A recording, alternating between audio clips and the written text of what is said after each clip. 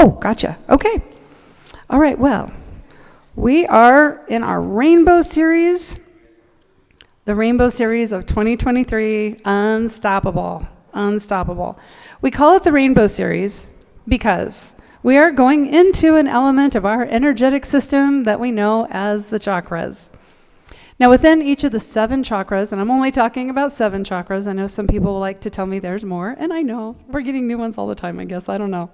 But we're going through the 7 basic chakras. And within each chakra, we have a shadow and we have a grace. And the shadow, if we show up in our shadow, that's where we need healing. And the grace is the path to that healing. And so what happens is that we're navigating through life, and it's important for us to navigate through life. We've got to pay attention to where we're going, so we observe the conditions. So some of us observed the conditions this morning and saw that it was a good time to get out our coats, right? And maybe the umbrellas even, right? And that's just observation, right? You may observe your bank account and think, well, this is where I want to be, but this is where I am, and so I need to save a little more to get the thing I want to do or do the thing I want to get. So we go into our shadow when we start getting caught up in the conditions in our life. For example, we look outside and we see the weather and we think, great, now there's going to be a lot of traffic outside. I'm going to have to wear socks today. Oh, the universe is not fair, right? This is California. It's not supposed to be this kind of weather all the time. And we get caught up in the conditions, or we look at our bank account and we see it right here and we think, I'll never get to do that thing I want to do or get the thing I want to get because it's just right here and it's so hard saving money. When we get caught up in the conditions in our life, we feel like they have power over us. So we're feeling powerless, and we're actually in our shadow when that happens. True empowerment from within us, it comes from learning to navigate life and all of the conditions that come with life, even the conditions we don't like, by managing our thinking and our acting and managing our shadow and our grace. And then we become unstoppable by knowing our authentic self or our divine identity. Now here's our divine identity. When we really know, like what we're doing here, right? I know who I am. I'm the divine expressing as me. The divine is expressing as me. Okay, the universe, God, is expressing as me. Because we know God is all things. There wasn't a spot this big out there where God was not, where we all slipped in through.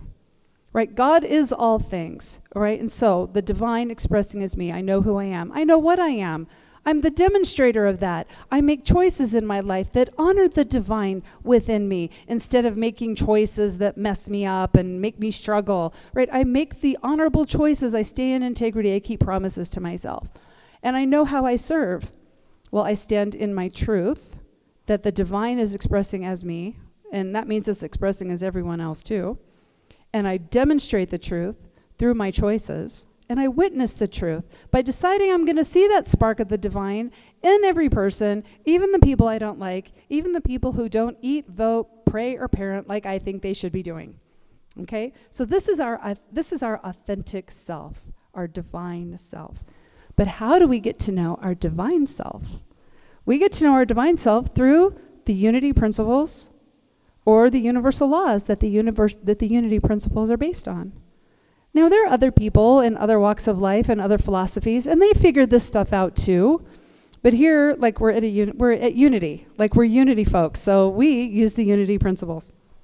Now, the thing about principles and laws is they are constant, unchanging, and impersonal, and they apply to everyone, everywhere, all the time. There's not some sky daddy out there with his book of the law, and he looks down and says, oh, like you're really sparkly today, and so I'm going to give you some extra abundance. And you like that weird music that I don't understand. You're just going to have to try a little harder today, I think. Right? They're impersonal. They're impersonal, and they apply to everyone, all the time, everywhere. So it doesn't matter. If you're navigating by living within the unity principles or the universal laws, you'll have good results because that's the law. That's the law. Now, if you happen to look out in your life and you see someone and they seem to have it all, it's not luck. They've just learned how to navigate their life. They've learned how to know when they're in their shadow and how to move into their grace. They've learned to navigate their life through the principles. God is all things, and that means me, and that means everybody else, right? So it's not luck. They just learned to navigate. So today I'm going to talk about the universal law of correspondence, which in metaphysical and New Thought churches, it's referred to as the mental equivalent, But I'm also going to talk about the unity principle of communion, which allows us to pay attention and to align with the mental equivalent or the correspondence we would really like. Whatever's in here is coming into our lives, so let's put in here what we actually want to see in our life. And so the unity principle, communion, helps us do that. I'm also going to talk about the shadow of the third chakra and the grace, the path to healing of the third chakra. So the law of correspondence, it's been described as this. You probably heard this: as above, so below; as within, so without, right? But I like to kind of formulate it as this: as above, so below; as within, so without. It's not up there someplace, right? It's not up there someplace. Now, the law of correspondence is a pretty big deal in unity, because it goes with the principle of how I think and act creates my experience. Okay, the third principle. How I think and act creates my experience. This is why we say what you think about, you bring about, or change your thinking to change your life. What we're talking about is what we are holding in our consciousness. What we're holding in our consciousness. But see, what we hold in our consciousness, it's not just the conscious thoughts. It's also the unconscious thoughts. And these are the thoughts and the actions that we take when we're on autopilot. So we're not paying attention, right? We just do them habitually. So if we have this many thoughts in a day, there might be this many that are conscious. But there's all this that's unconscious. These are our mental tendencies, and it's from this also that we are going to be projecting out into our lives, right? As within, so without. And that includes all the crappy stuff we tell about ourselves to ourselves every day. Okay, so here is an example of how this could work, and I'll tell you my little spiral story. So my husband and I, we want to buy a house, and my requirements for this house are: one room has to have 3 walls of all bookshelves, but it has to be a nice neighborhood so I can walk my puppy, because I want to get an Australian Shepherd puppy. I want an Australian Shepherd puppy so bad. And so in my consciousness, I meditate nearly every day, but probably only 2 to 3 days a week do I actually concentrate on the dream house, the neighborhood, and my Australian Shepherd puppy. Blue Merle, blue eyes, okay? I know this dog. I know her. Now, the reason I want an Australian Shepherd is because I got one when I was 15 years old, and I had this dog till I was 30 years old. She was my soulmate, right? She was a soulmate to me, and I had her, by the time she died, I'd had her half of my life. So I love this dog. And I went to the pound after she died. I went to the pound where she came from, but they didn't have one, right? And what I found out is nobody ever had Australian Shepherds anywhere. But now all of a sudden that I'm ready to do it, everybody wants an Australian Shepherd. And they went from being $600 for a purebred to being $1,300 before the pandemic. Now they're $3,000, except if she has blue eyes, then it's $5,000 for a dog.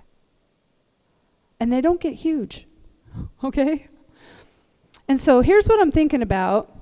Oh, and see, Sheena, when I wanted Sheena, my dad had been taking me around to find a dog. We went and looked at a couple of pounds, and my requirement was I want a female, long hair, right, long hair. Well, my dad happens to tell his friend who lives in Banning, who's a cop, what he's looking for, and his friend says, there was just a bunch of puppies brought into the pound. I'll go get one, and you just come to my house tonight. Bring Deanna. And that's how easily she fell into my life, okay? She fell into my life like that. So now I spend this much time thinking about how great it would be to have my new puppy. I spend this much time lamenting Why is everyone else after my Australian Shepherd puppy? Why, if they even show up in a shelter, there's already 50 people on the wait list to get one, and it hasn't even been advertised yet. Why? They're so expensive, and you have to get on a wait list even if you want to buy one. Don't just think you're going to waltz in somewhere and get a dog. You know, when I had my dog, Sheena, I never, in the 15 years I had her, there were 2 other times I saw an Australian Shepherd. 2 times in that 15 years. When we were in our old building, there was a neighbor that used to walk theirs in our parking lot. And I'd go out there every time, right, and have to pet this dog. Okay, so what is in my consciousness that is actually what is within, so without? Okay, with intense emotion, I'm feeling the lack of having this dog with intense emotion. Okay, when I imagine having her, the emotion's not that intense. It's like, it's pleasant. It's pleasant. Okay, as within, so without, right? I don't have my dog, and I don't even know, like, if I've missed opportunities, really, to find one. Because I keep telling myself it's so hard. Everybody wants my dog. That's what I keep telling myself. We are directing the activity of God through us, for us, as us, through our consciousness, what we're holding in our consciousness. We are directing that activity, and remember, it's impersonal. See, our consciousness is like the oven where something can get baked. That probably sounds kind of weird. I don't know. So it's the ideas. The ideas are getting baked in our consciousness, and then they come out into our life. Okay? Is your oven going to argue with you about what you bake? No, your oven is impersonal, right? If you put a cake into your oven will bake the cake for you. If you bake some lasagna, your oven's not going to say, you just had some cake. Are you sure? Okay, your oven is impersonal. It bakes whatever you put in it. The activity of God is impersonal. It's impersonal. Whatever we're holding in our consciousness, we experience the mental equivalent of that in our lives. Okay? This power can only do for us what it can do through us. So we want to think about what is our most dominant way of thinking when we're not thinking about what we're thinking about. Okay? So this is a mental equivalent. If we look at our life, and our life is not all that we desire to have, our habitual way of thinking then is not supporting the desire. That's it. That's all. That's actually all. Our habitual way of thinking is just not supporting our desire. I mean, because really there are people who've wanted some pretty extreme things and they make them happen, right? Like going to space. Somebody wanted to do that, and it happened. All right, so if we are feeling like life is unfair, if we're asking questions like, why is this happening? Why is everybody after my puppy, right? If we start asking those why questions, what happens is we're actually in our shadow. We're in our shadow, the part of us that needs healing. And the shadow of this chakra is entitlement. And when I say entitlement, I don't mean like being spoiled, okay, like a little spoiled brat. Not that kind of entitlement. But entitlement in that we see everything as about us, and everybody's after my puppy. Okay, I don't think about like, well, maybe this family, they're so happy and they got this puppy and their kids love it and it's going to give them a great experience like I had when I was younger, right? I'm not thinking about that when I'm feeling entitled. When we're in the shadow of entitlement, we tend to just want the good things to happen without us having to put forth any effort, right? We just want them to happen. I don't have to diet. I don't have to exercise. Ugh, just give me a pill or something. Right? I don't want to work on myself. I'll go to therapy 2 or 3 times, or I'll read a self-help book, but I don't want to commit to any of this year-long stuff, right? I don't want to go that deep. I just fix it like that, right? This is when we are in our shadow. We also, when we are in the shadow of entitlement, we look around and we think, oh, bad things aren't supposed to happen to me. Bad things aren't supposed to happen to my family. Right? Bad things, well, they happen to other people that are just outside of my circle, and I hear about them, but it's not actually supposed to happen to me and in my circle and the people that I care about. We ask the questions like, why am I sick? Why am I sick? I was taking all the supplements. I was getting rest. I've been off flour and sugar. Like, why did I get sick? That's not fair. That's not fair. How about, why did my business fail? I did what I loved. Isn't that what you're supposed to do? Like, do what you love and the money will follow. And I was doing that. I was doing what I loved. It's not fair. Why did I lose somebody who I really, really loved? Why did they have to die? And now it leaves this big empty hole in my heart. And I don't know how I'm supposed to go on now that this person is gone. Why did this have to happen? They were such a good person. This is not fair. It's not fair. And we start asking those questions. And those questions, of course, never give us any kind of answer that we can be okay with. See, that's the problem. The answers will never make us okay with everything. So we feel entitlement when conditions are not going our way. And they should just go our way just for us, because we're us. That's what's supposed to happen. And if they don't, we want the reasons why. Now, this is the power behind a biblical tale of entitlement. And I swear, it's one of my favorite stories now in the Bible. It's a story of Job. And it's very metaphysical. I know you guys have heard it. You've heard it. I'm sure I've shared it in the last few years. Well, and plus everybody just knows the story of Job. But there are a lot of moving parts in this story, okay? Because remember, we live in a universe where a lot of things are going on that we never know about. Okay, so this story of Job, this first part of the story, the way the story starts, Job never even knows about it. He never knows what it was that caused him to lose everything, right? And it was the Lord was visiting with Satan one day, right? Satan, who plays devil's advocate in this story, right? Usually we see him as the adversary, but in this particular story, he's the devil's advocate. And the Lord is going on about Job, how great Job is. Job is so righteous. He always says all these really nice things about me. He praises me. Job praises me all the time. Satan says, well, yeah, because he's got a great life. He's wealthy. He's got lots of animals and a beautiful family, and he's healthy. And, if you took away some of that, I bet he wouldn't be singing your praises. And the Lord says, all right, okay, I'll prove it to you. You do your worst. Don't kill him, but do your worst. And so this is the start of the story then of Job. He loses his health, his family. He loses all of his wealth. Everything falls apart for him, and he is suffering, and he is struggling, and he calls out to the Lord, hey, I thought I was a pretty good person. I thought I was doing pretty good things, and I praised you all the time. But no answer, right? Nobody speaks back to him. He's like, why is this happening? Well, then Job has 3 friends who show up at his house and to blame him for why all this happened to him. One of them says, well, I know you think you're a really good, righteous person, but you must have sinned, and it must have been bad, and now you're being punished, and maybe you ought to examine that. His other friend says, no, you're a pretty righteous person. You just need to be more righteous and more good and more upright. You're not upright enough. Then his third friend says, oh, please, you're self-righteous and fearful, and you brought this all on yourself. So now Job is feeling betrayed by his friends. He's feeling betrayed by God.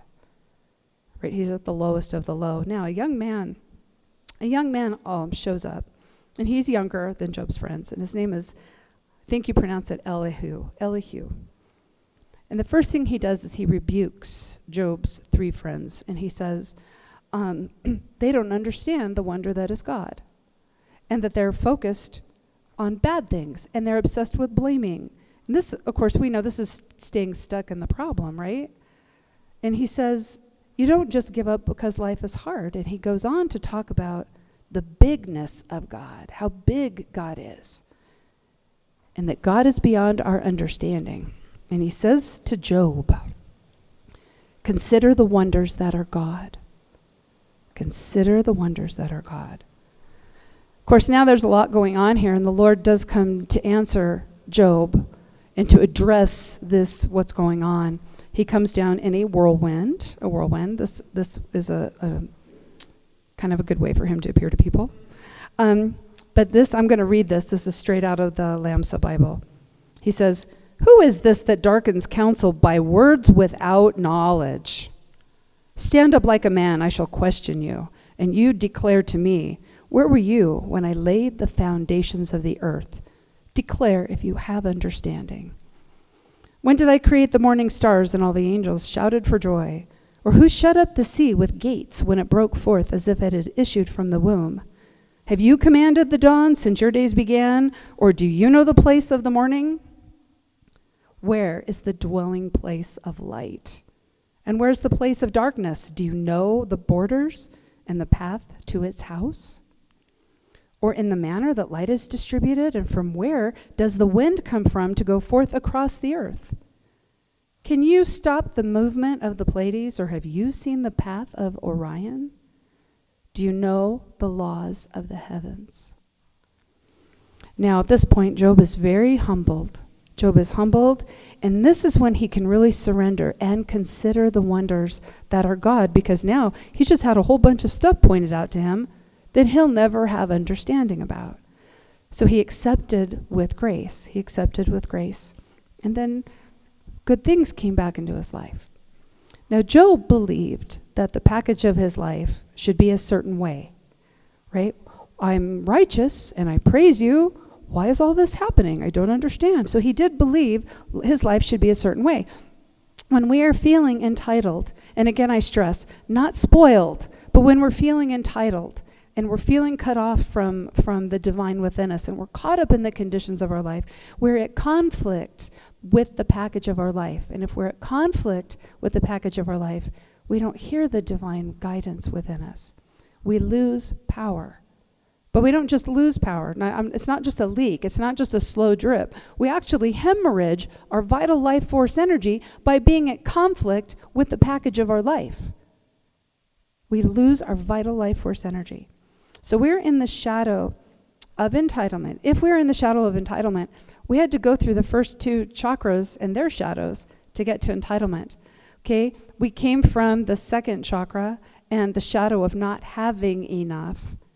And that came from the root chakra of not being enough. So when we don't feel like we are being enough and that there's not enough, this is why we start feeling entitled. We're just not in awareness of the divine at work within us. We don't have that divine identity, right? I know who I am, I know what I am, I know how I serve. We don't have any understanding of that. So the grace, the path to healing, is understanding. And the grace of understanding is about transformation, not gathering new data and understanding all the workings of the universe. It's about when we can, we go through the grace of the first chakra, reverence, and then the grace of the reverence for all of life, seeing all of life as holy. And then we go through the grace of piety, which is devotion to seeing all of life as holy, having a practice and a commitment to seeing all of life as holy. And then we get here to the grace of understanding. And now we can focus on the wonders that are God. That there is a bigness to this universe, and we're never going to get it, and that's okay. That there are infinite moving parts in our lives and in this world and in the universe, and we're never going to know how things are working together for our good. And we're just never going to know most everything. Right? We're never going to know almost everything. We're not going to know it. That's kind of big right there. Right there, that's big. That's big. Okay, things like, why did this have to happen? Why is there so much pain and suffering in the world? Why aren't things how we want them to be? Why isn't my life the way I want my life to be? Right? That's going to cut us off from seeing any solutions. Right? God is bigger than anything in its way. And this is the power behind the grace of understanding. So we experience transformation by embodying all these graces. Okay, remember, Job never knew anything about why everything happened to him. Job never had a clue. No one ever filled him in. Not one of his questions were answered. He never received any clarity. The Lord shows up in his life basically and says, "Don't you have any idea how big I am?" Right? The universe is full of all these moving parts and they're all affecting each other. And you're in the middle of all that. Right? That's all he told Job. That's all. in the language of their time, of course. That's me paraphrasing. So the grace of understanding allows us to focus on the wonders that are God, the bigness, the infinite moving parts. And this means the way that good can show up in our life, and we're not even going to know what triggered the initial event, because there's so many things working together. So we go into the unity principles now. Of course, God is all things, and that's everything that's ever been and everything that's yet to be. And that also includes each of us, because there's no spot in this all of existence where God is not. So we are also an extension of that. We are the physical activity walking around in a body right now, that God, the all, it created a soul, and then the soul created this body, and here we are. But see, God is also volition and intention and activity, and so it continues to create through us. And so God is also the activity of the good ideas and the inspiration and the fortitude and the courage to act on those inspirations. Because a God inspiration is always going to take us out of our comfort zone every time. So we also have, God is also courage and fortitude working through us. Okay, I create my experiences through my way of thinking and acting. We perceive things. We're not, our thinking, it's not about like, well, I want $1 million. I'm thinking about $1 million and it just comes out of the ethers. That doesn't happen, right? But we have perceptions about things that are going on in our lives, in the package of our life, and the way we perceive it, right, determines, well, it can show us, like if we're miserable about it and it needs to change so we can feel better, well, we're in our shadow then. But if we look at conditions of our life and we ask, well, how might God show up in this? Right? How might there be a solution? Like, how could things actually work out here? Right? There are infinite moving parts in all this. So how might things actually work out here, even though right now it doesn't look so good? Right? Then we're in our authentic self. We're in our divine self. Now, here's the principle that helps us put in our consciousness what we'd actually like to see created in our life, what we'd actually like to experience in our life. And it is communing with God, to commune with God, spend time with the divine within us. And we can do that through meditation and affirmative prayer, because that's what helps us to align with the divine within us. There's also something else said about the law of correspondence. As above, so below, as within, so without, as in heaven, so on earth. Okay, remember, heaven is within us. Even Yeshua the Christ said that. God lives in heaven and heaven is within us. Right? This is where the divine self is working from. This is where, when we are communing with our indwelling spirit, this is how we call forth greater good. And this is how we do greater things.